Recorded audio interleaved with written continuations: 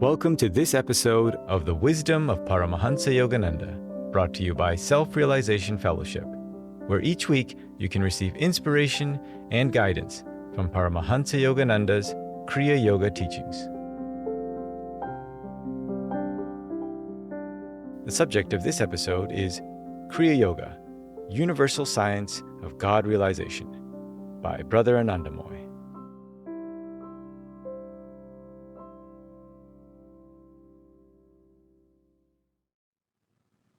Good morning, and a very happy New Year. I almost forgot.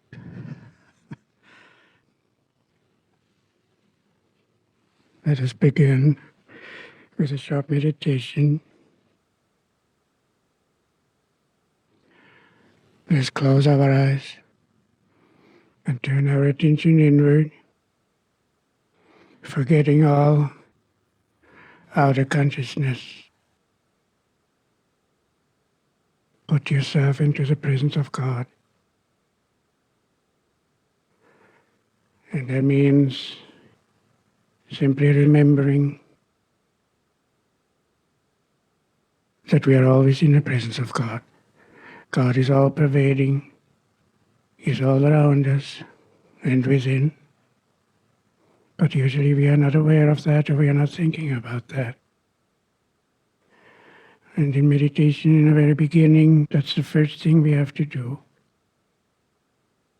Visualize the light of God all around you and within you, and especially at the Christ center, point between the eyebrows. Light of God, this is an aspect of Om.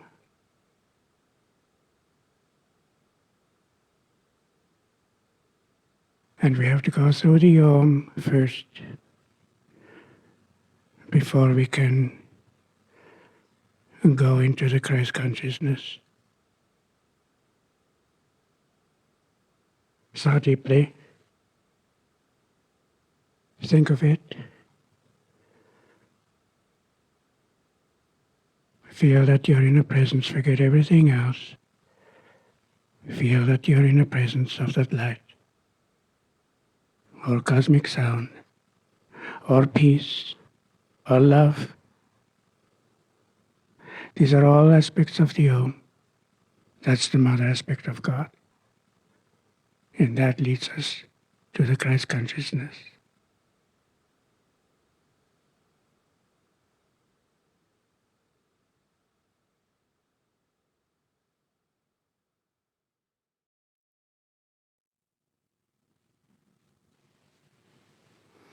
First of all, I would like to thank you all for your many Christmas wishes and gifts and all that sort of thing. Also for the other ministers. And we appreciate very much your love and your friendship and your support of the temple. However, I would like to remind you that those of us who are serving here on the pulpit, we are only delivery boys. And the true givers throughout the year are those great masters. Never forget that, because they are the ones who came down to show us the way. They are the ones who gave us the great gift of these great teachings. And their continuous help, spiritual help, and the more we are in attunement with them, the more we are receptive to their blessings and their spiritual help. So our subject today is Kriya Yoga, the science of God realization, and I think that's a good subject to start the new year with. Now, of course, that's a vast subject, and fortunately there's a whole chapter on this subject in our biography of a yogi, and I would like to recommend to you that every once in a while you read that chapter again, because it takes time to really understand what the whole thing is all about. As simple as it is, and as logical and scientific as it is, still, I think the deeper understanding comes more and more, not through intellect, but through our spiritual growth and our deeper understanding through intuition. And so I want to start out with, this is what I do when I go out, what we call campaigning, meaning introducing the teaching to people who didn't know anything about it, who come through advertisement and so on. And so I give you a little bit of that, all right? Because I want to start out with motivation. Motivation, because practicing yoga, practicing Kriya Yoga, and the other techniques, practicing meditation means effort, it means discipline. And unless we are really motivated, we are not going to do a very good job, or we may neglect the practice. Master Paramahansa Yogananda said that religion should be compelling. Compelling not because of, as it's taught in certain places, because of fear of hell. It's deeper than that. And it is not just a matter of going to church once a week or every 2 weeks. It should affect every aspect of our life, our daily life, all the time. And it comes down to a very simple question, the most basic question really, which has to do not only with religion, but life itself. What do you want? You know, when I go out to a new audience and I ask, what do you want in life or from life? They're all very receptive, thinking, now what? What is he going to say? And I say, if I could now distribute paper and pens to every one of you and ask to write down what do you want, most likely I would get different answers. Most of them probably would say, I want a lot of money so that I can buy all the things that I want. A person who is in poor health may say, probably, I want health. A person who is lonely probably wants a satisfactory relationship. I came to America to study with Frank Lloyd Wright, and he was quite honest about it. He told us, I wanted fame. And so everybody is different. And I think most people are living so much on the surface that they are not really asking, what do I want? They're driven by desires and instincts and the influence of environment, society. And yet we have to still go deeper into that thought, what do I want? Until we come to a level where we find the answer for all is the same. And most people do not know it because they are not going deep enough. And what is it? There are two things.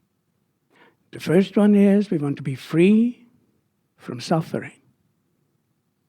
And it's in the scriptures. You know, this is an interesting thing. It's in the scriptures, the various religions. Krishna said, get away from my ocean of suffering. Christ said, in this world you have tribulations. That's suffering. But be of good cheer, for I have overcome the world. And I think this is not understood by most people. He didn't say just, look, I am the only one and an exception. No, those great ones, they come down to say, look, what I have, that consciousness that I have, you can have. And they say, come on, I'll show you the way. Buddha said, suffering exists. There's a cause for suffering, and that cause can be removed. And he said, what is the cause? Desire. desire. Because as long as we have unfulfilled desires, that's a state of suffering. We are not complete.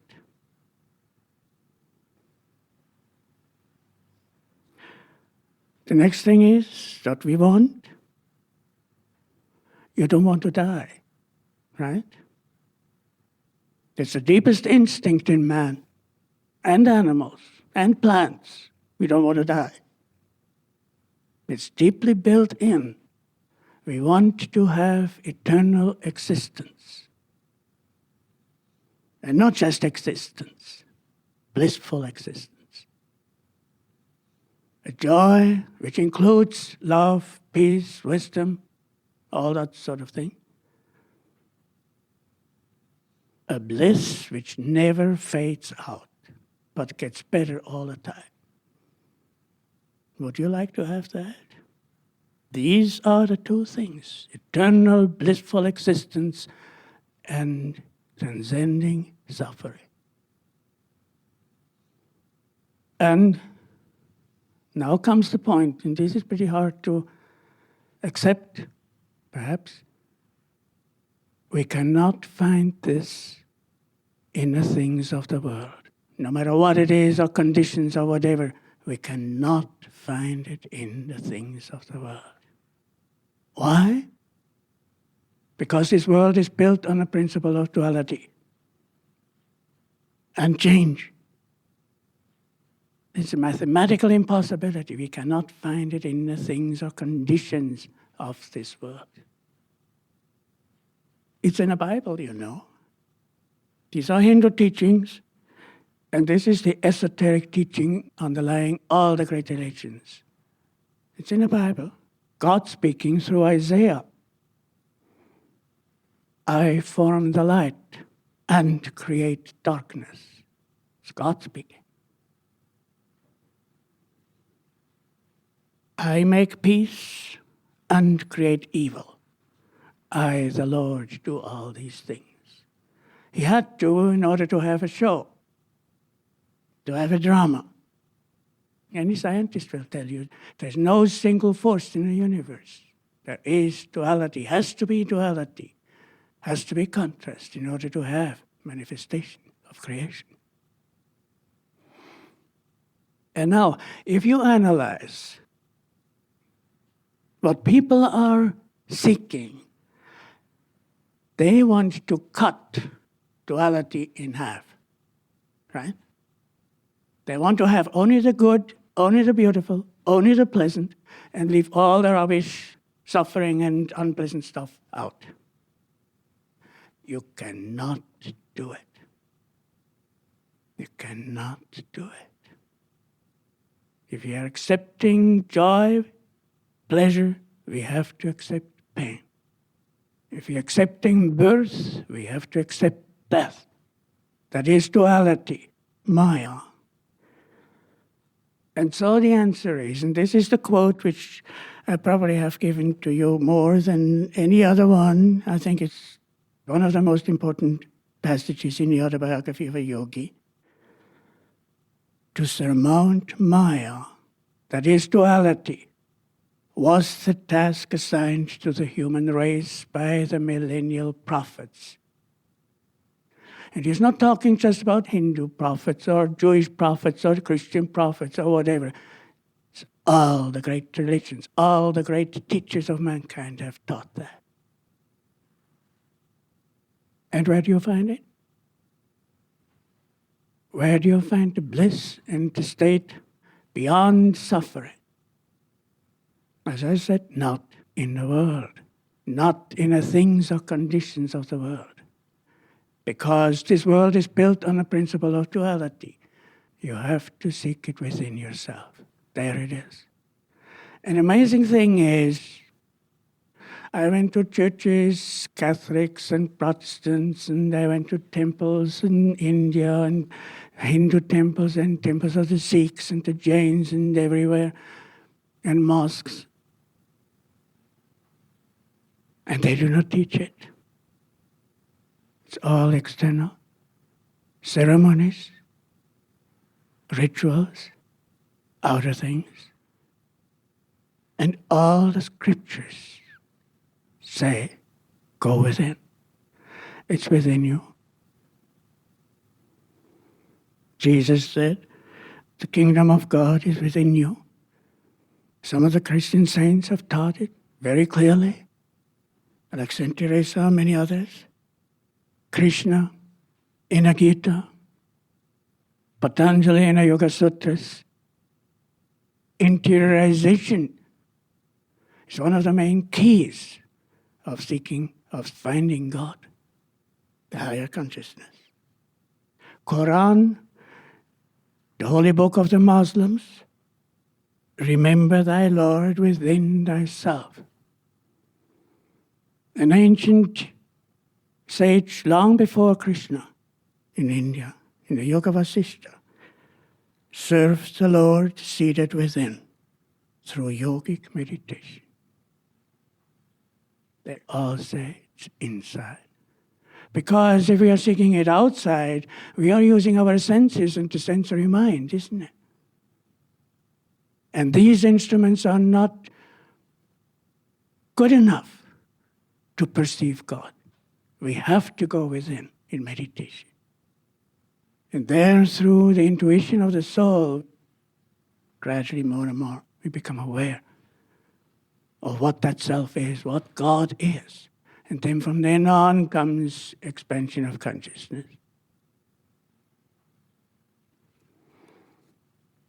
Now, the whole science of yoga, of going within, is in the Bible.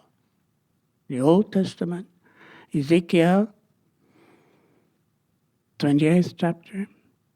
Thou hast been in Eden, the garden of God. That's paradise.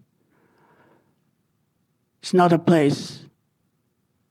Scholars have been fighting over which place, which country is it, was it. It's not a place, it's a state of consciousness. Now, we talked last time about when we had the Christmas tree, remember? And the lights there. And I said this is a symbol of the inner tree of the spine and the centers, the chakras, all the way up to the highest in the brain. Ezekiel talks exactly about that. Thou hast walked up and down in the midst of the stones of fire. Now, who knows that? This means the chakras, the stones of fire, the centers of consciousness and light. Thou wast perfect in thy ways from the day that thou wast created, till iniquity was found in thee. And by the multitude of the merchandise they have filled the midst of thee with violence, and thou hast sinned. Meaning the consciousness went out, and man became completely engrossed in the outer sensory experiences and the world, and he lost the consciousness of the spine, of the centers, and the holy mountain or Zion, which is the supreme center in the brain. And so Ezekiel says, therefore I will cast thee as profane out of the mountain of God, and I will destroy thee from the midst of the stones of fire. That's the fall of man. So, what's the solution? As we came down and out, we go in and up. Isn't it? Makes sense. How did you come in? Through the door. You didn't come through the windows and through the walls, right? You came through the door, you came in. How do you go out? Same way. That's yoga. It's exactly that. We have to learn to go within and up, and there it is. Isaiah, and the highway shall be there, and it shall be called the way of holiness. That's the spine. The unclean shall not pass over it, but the wayfaring man, though fools, shall not err therein. Fools meaning not idiots, not stupid people, but it means fools of God. St. Francis and others have been called fools of God. No lion shall be there, nor any ravenous beast shall go up thereon. But the ransomed of the Lord shall return and come to Zion. And this is the highest chakra, 1,000 red lotus in the brain. Now listen to this. With songs and everlasting joy upon their heads. They shall obtain joy and gladness, and sorrow and sighing shall flee away. And there it is, same thing. They call that in India, in Hinduism, Sanatana Dharma. That's the essence of religion. That's the essence of life. Sanatana Dharma means overcoming suffering and attaining eternal bliss consciousness. And here it is, Isaiah, exactly. Everlasting joy and sorrowing and sighing, meaning suffering, shall flee away. That's the state. It's right there. A master said, quoting from the Gita, the yogi is deemed greater than the body disciplining ascetic, greater even than the followers of the path of wisdom or of the path of action. Be thou, O Arjuna, a yogi. A master explains the spinal root of ascension is the universal highway to be traveled by all souls. Spiritual highway, as mentioned by Isaiah. Now, there were Christian saints, of course, who have taught that. And I think they have been very little understood. There was a Capuchin monk in the 17th century in France. He said, in proportion as thou dost earnestly gather inward all thy faculties, in forgetfulness of all created things, being recollected in thyself, in obliviousness of creatures, the nearer art thou to receive the generation of the divine word. This is strictly yoga. It's exactly Kriya Yoga. St. Teresa, this is very interesting. In the 16th century, when she lived, she said, we have to, just like she used the illustration of a turtle or a hedgehog, withdrawing the limbs within, and she said, we have to withdraw our faculties within, and there it is. And the interesting part to me is that she said, the turtle and the hedgehog, they can withdraw their limbs into the shell at will. Man cannot do it. Man cannot do it at will. It comes by the grace of God. That was the 16th century. Now, we are further along in our material science because during the Dark Ages, man's general knowledge was limited to that which he could perceive with the senses. He knew nothing about the subtle forces of creation. And now comes, this is now strictly science. If you understand that, you understand what the principle is of Kriya Yoga. And that is every action, thought, and emotion is empowered by a corresponding flow of life energy in his body. Man is a creature of habit. He has established habit patterns not only of action, or thought, or emotion, but corresponding deeper patterns of energy flow. In other words, with every action, every thought, every emotion, there is a power of energy moving in certain nerve channels. And because we usually are seeking outside, isn't it? For happiness, for joy, for satisfaction, for fulfillment. It is not only the mind and the emotions that are going out and the actions, it's the energy which is going out. This is what the Master says. It is this outward flowing of his life and consciousness that ties man to mortal limitations, meaning body identification, sensory experiences, the experiences of the world, duality, Maya, and God and the soul, no awareness. So the Master says, where the energy is, there is your consciousness. As long as the energy goes out, our consciousness is out. And so the Master says, Kriya, controlling the mind directly through the life force, is the easiest, most effective, and most scientific avenue of approach to the infinite. Interiorization of energy brings interiorization of consciousness. But then he said the spinal column is the trunk of the tree of life in man.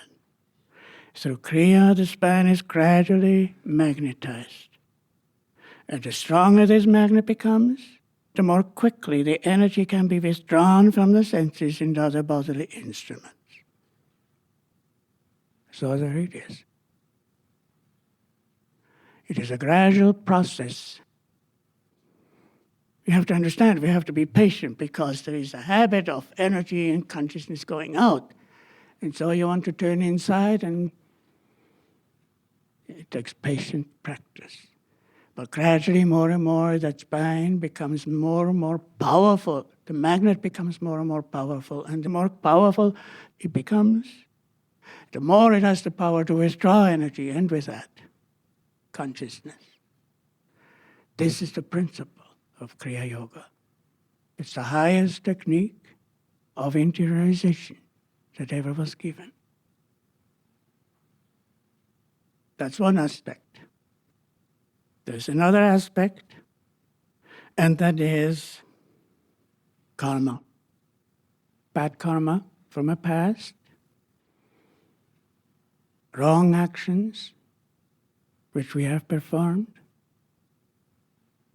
It's very interesting. There's a Christian saint who said, the soul is like a covered object. The object cannot respond to the rays of the sun because the covering is intervening.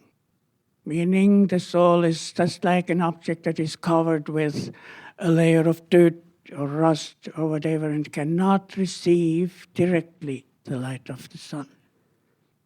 Let the covering be destroyed, and the object will be exposed to the sun in proportion as the work of destruction advances. So the soul is covered by a rust. That means, in Christian terminology, sin, past sins. Master called it the dross of karma, which is gradually consumed away by the fire of Kriya Yoga. In the Catholic terminology and dogma, it is purgatory. Have you heard of that? In other words, the soul cannot go to heaven because of sins. It goes to purgatory in order to work out through suffering all those sins. We are not using the word sin. Master said, don't call yourself a sinner because you are the soul, you're a child of God. Don't identify yourself with darkness. There's a place which he said, forget the past. The past of all men is dark with many shames. Everything will improve if you're making a spiritual effort now.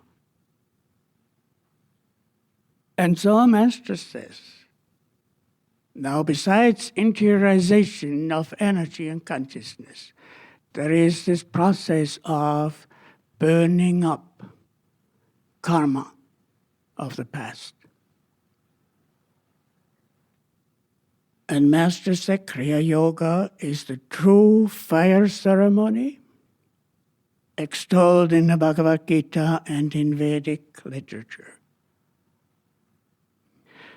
The spiritual potency of Kriya Yoga, like an all-consuming fire, destroys the seeds of past bad karma and of earth-binding past and present desires. The daily performance of this sacred inner fire ritual gradually purifies the consciousness of all material dross and frees the Maya-bound soul. It's very interesting, they are performing in India, this is quite common.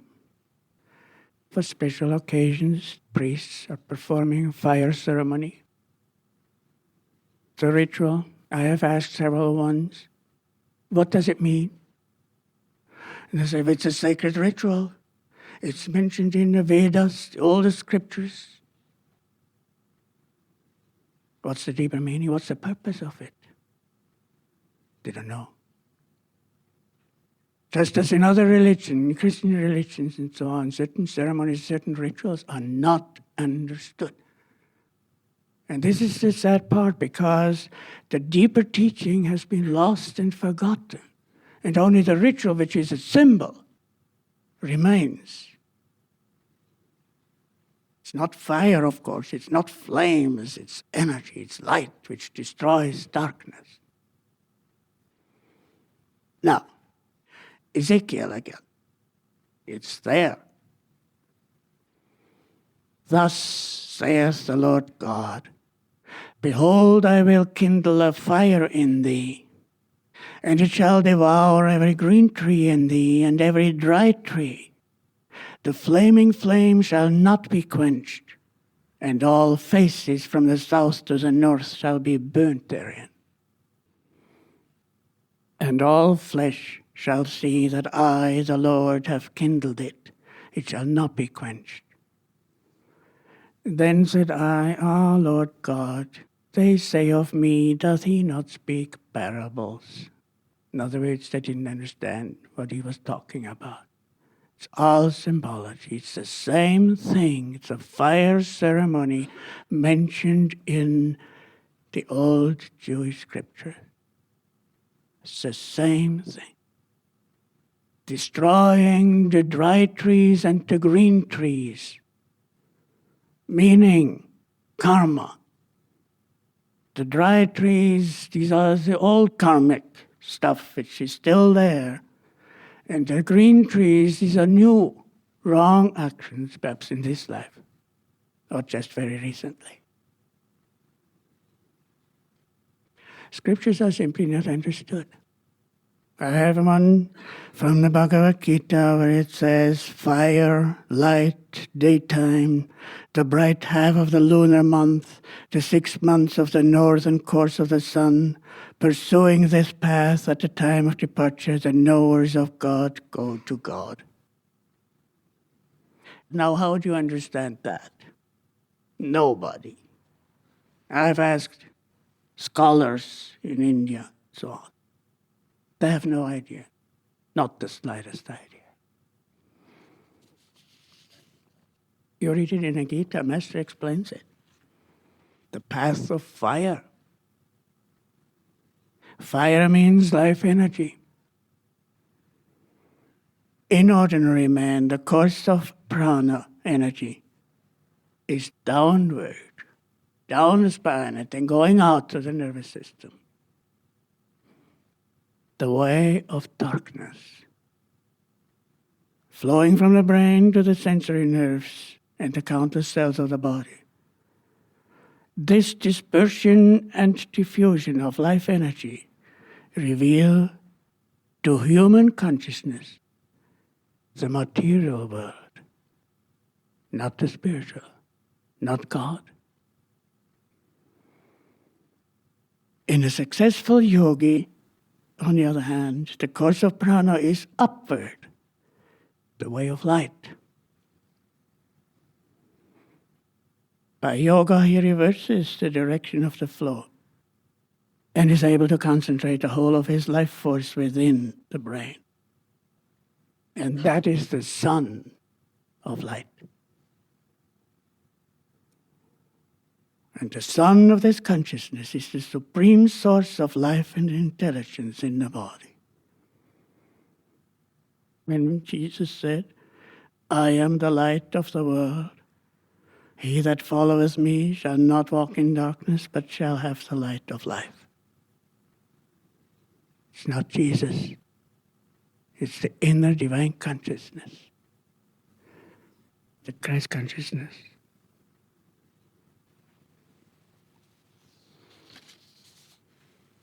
And there is another aspect.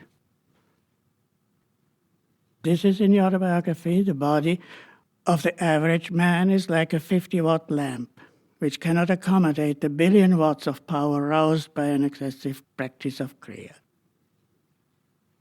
Through gradual and regular increase of the simple and foolproof methods of Kriya, man's body becomes astrally transformed day by day.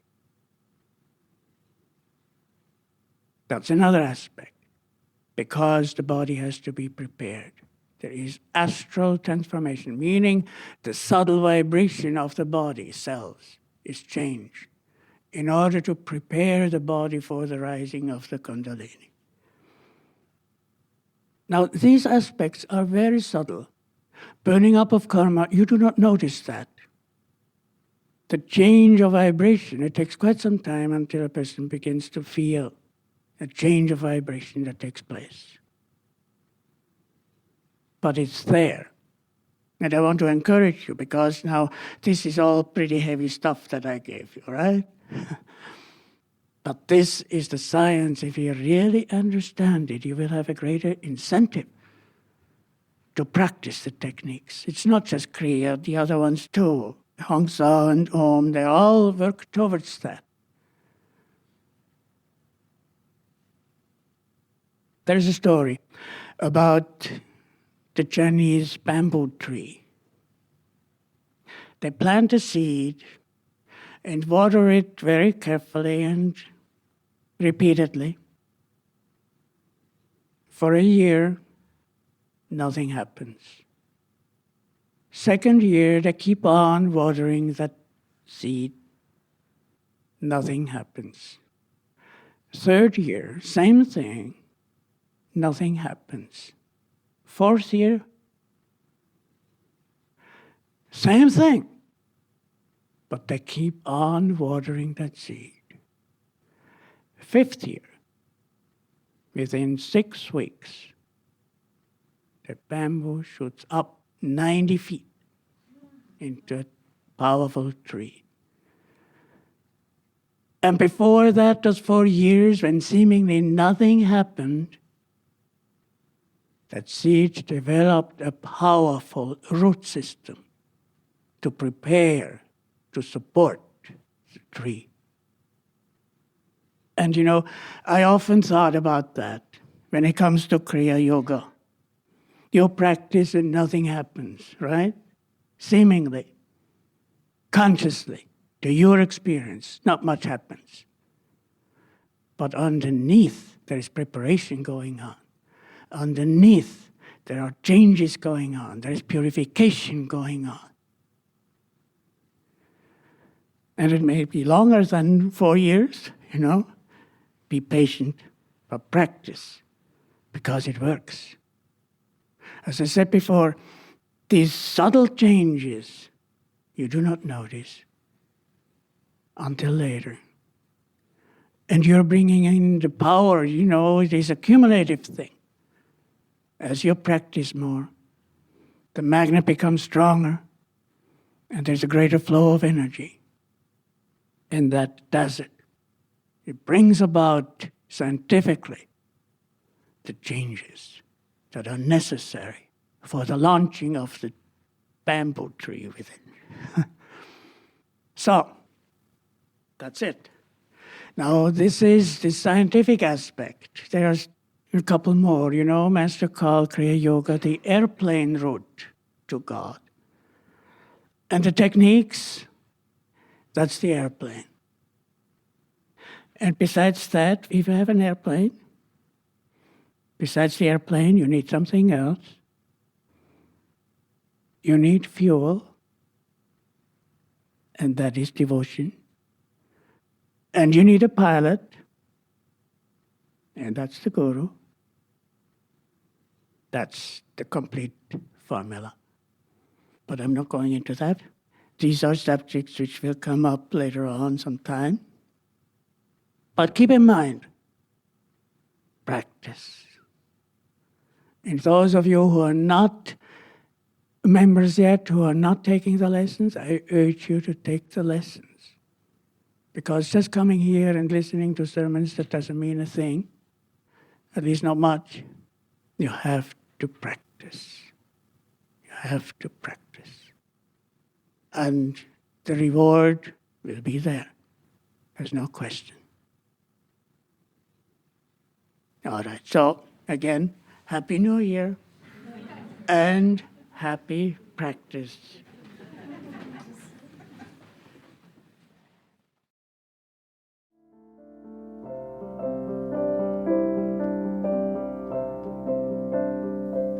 This has been a production of Self-Realization Fellowship, a non-profit organization founded by Paramahansa Yogananda in 1920. For more information about Self-Realization Fellowship and Paramahansa Yogananda, please visit yogananda.org.